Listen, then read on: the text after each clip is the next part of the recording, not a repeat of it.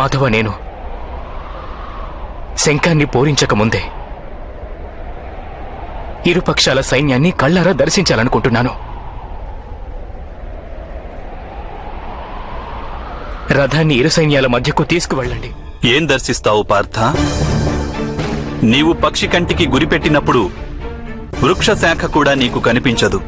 కాని ఈరోజు ఈ సమయంలో సమస్త రణభూమిని ఎందుకు దర్శించాలనుకుంటున్నావు? ప్రతిపక్ష సేనను పరీక్షించాలనుకుంటున్నాను మాధవ. మన సేనను కూడా ఒకసారి చూడాలని ఉంది. నేను తెలుసుకోవాలనుకుంటున్నాను, ఈ యుద్ధంలో ఎవరి మరణం వలన ధర్మ సంస్థాపన జరుగుతుందో, ఎవరి మరణం వలన